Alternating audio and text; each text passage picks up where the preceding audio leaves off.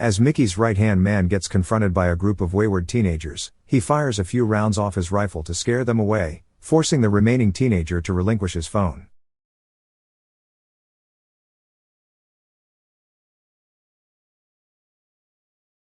The movie begins one afternoon when a dapper-looking entrepreneur, Mickey Pearson, enters a bar and orders a beer and a pickled egg.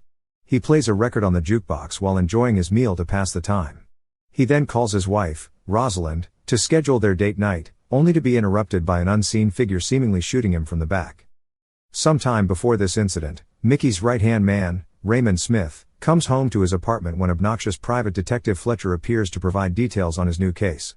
According to Fletcher, he has been hired by the editor of the daily print tabloid, Big Dave, to investigate Mickey's business. Despite being offered a sum of £150,000 in exchange for his help, he proposes a counteroffer to relinquish his findings, printed up as a screenplay entitled Bush, to Raymond, amounting to £20 million. He uses everything he learned about Mickey to persuade him, tailoring his story like a cinematic. He reveals his background, living in poverty until he acquired an Oxford scholarship. However, his studies coincided with his interest in horticulture, leading him to sell marijuana to his upper-class schoolmates. Realizing he had a knack for this kind of business, he created a criminal empire, getting his hands dirty when customers and dealers stepped out of line. After amassing millions of dollars in his empire, he planned his retirement by meeting with Jewish-American billionaire Matthew Berger at a posh gala for the Duke, Lord Pressfield, to discuss his intentions, even though the pair seemed to be at odds with one another. Following Rosalind's advice, he gets closer to him at a hunting party, with Matthew feeling impressed with his marijuana business. Mickey offered to sell it to him for £400 million and discuss specifics as they drove to the countryside.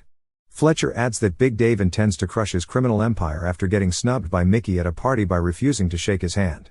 Mickey was not pleased with the tabloid's headline about one of the lords connected to his business accused of being gay.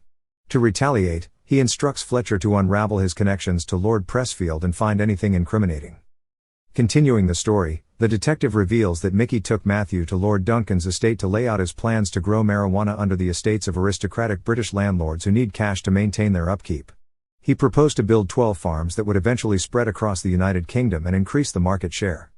Taking Matthew to an undisclosed location, Mickey tours him inside his underground facility with a shipping container built as a hidden entrance to avoid suspicion from onlookers. Matthew becomes astonished to see hundreds of cannabis strains grown in-house, where botanists plant them under direct UV rays to strengthen their effectiveness. Mickey clarifies that his intention to sell his ever-growing empire is brought upon by his desire to retire with his wife and have children without entangling him with unlawful gains. Fletcher then tells Raymond there is an obstacle to his boss's plans in the guise of ruthless Chinese mob boss Dry Eye, described as suave and debonair as he engages in secret smuggling activities. Before their inevitable meeting, Mickey tells Rosalind about Matthew accepting the deal. However, she cautions him to exit the business slowly to avoid arousing panic. The detective then stops his story, expressing interest in cooking outside on the patio, which prompts Raymond to retrieve a block of Wagyu steak from the freezer hiding a dead body. While preparing a meal, the story continues as Dry Eye, on the behest of his superior, gangster Lord George, offers Rosalind a shipment of 32 LS-based small block engines in exchange for a private meeting with Mickey, which Raymond had personally witnessed. The Chinese mob boss offers to buy out the business with a ridiculous, undisclosed amount. Still, Mickey refuses, killing his bodyguard and angrily shooting his crotch to show his authority. Fletcher reveals inventing that scenario as a joke, showing that Mickey lets Dry Eye leave unharmed while threatening to hurt Lord George's business if he continues getting provoked. Sometime after, exterminators are called to the cannabis farm to expel a rat infestation. As soon as they enter the facility, they reveal themselves as aspiring YouTubers, the Toddlers, recording a video of the facility as they initiate a theft and confront the guards. Not long after, they grab a quick bite at the diner and provoke a customer, not realizing he is their MMA trainer, coach. Their hijinks, edited as a rap video, are uploaded on YouTube and seen by Mickey, Rosalind, and Raymond, much to Coach's dismay, demanding to take it offline. Knowing the incident would hurt their reputation, Mickey meets with Matthew, who gives him a tiny golden gun disguised as a paperweight to address his worries. Sometime later, he meets with his trusted confidant, Henry, about transferring his cannabis plants away from the estates to secure the business's continuity while recuperating the losses. He then visits Lord Pressfield and his wife, who wants him to rescue their drug-addicted, self-harming daughter, Laura, who has gone missing. Somehow, Big Dave wants information about this fiasco, as he knows it forced Mickey to break laws to recover her from delinquent celebrity Power Knoll, further implicating him in distributing marijuana to minors. After a brief discussion with his boss, Raymond reluctantly heads to a South London council estate to confront Power Noel and his junkie friends and convince Laura to return home. After forcing himself and his goons into the apartment, the group refuses to let her go. However, Raymond allows them to think it over as he prepares a cannabis joint. As he speaks about morals and drug abuse, he prepares Laura for extraction after she becomes convinced to return to her rebellious ways. However, before she attempts to leave, Power Noel pleads with her to stay, only to get punched in the face by an angry Raymond, who threatens to cut off his arm. Returning to the workshop, Raymond reports the news of Laura's return to Mickey, saying he encountered some complications. As it turns out, one of his goons accidentally pushes a junkie, Aslan, out of the window during a brief scuffle, leading to the young boy's death. The unfortunate incident was caught on video, prompting Raymond to instruct the men to take all the phones as the onlookers hurriedly sprinted from the scene. Fletcher pauses his story to reveal a photograph he took of Raymond that day, implying that he was spying on the estate's activities for some time. As Mickey's right-hand man gets confronted by a group of wayward teenagers, he fires a few rounds off his rifle to scare them away, forcing the remaining teenager to relinquish his phone. He then incapacitates another teenager escaping on his bicycle before heading to Lord Pressfield's estate. Fletcher stops his story to pee, only to witness the goons carrying Aslan's corpse out of the freezer.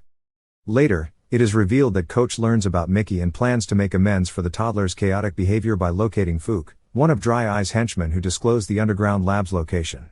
After getting help from a student, Ernie, he later meets with Raymond at the pub to apologize as he presents Fook tied up inside his car's trunk.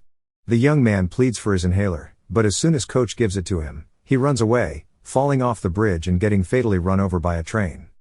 Unnerved by the string of unfortunate deaths, Mickey visits Lord George to confront him about the lab raid. During the discussion, Lord George vomits due to ingesting tea laced with a Shingella packet. Mickey reveals destroying one of his heroin dens as retaliation and threatens to come after him should he attempt to disrupt his business activities. Lord George then meets with Dry Eye in the park to castigate his reckless actions by pulling off the raid and buying Mickey out behind his back. The crime boss confesses, saying he is ready to oust his boss and take over his empire. Fletcher then reveals Lord George was killed by one of his men before Dry Eye pees on his dead body. Afterward, he and Raymond examine a photograph he took of Dry Eye and Matthew, who are seemingly allied with each other.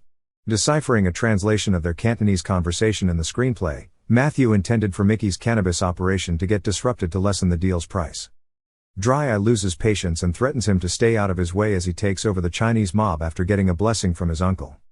Still bent on consuming Mickey's business, he visits Rosalind in her office while Mickey is at the bar, looking shocked after Raymond kills an assassin sent to kill him. Realizing the danger, the pair rush to the workshop, only to collide with a passing train. Simultaneously, Dry Eye prepares to kidnap Rosalind, only to witness her shoot her goons with the golden gun paperweight. Before he attempts to sexually assault her, a bruised Mickey appears and shoots him. Fletcher ends his story piecing together all the events that link Matthew and Dry Eye together in a chaotic standoff to unravel who will usurp Mickey's position first.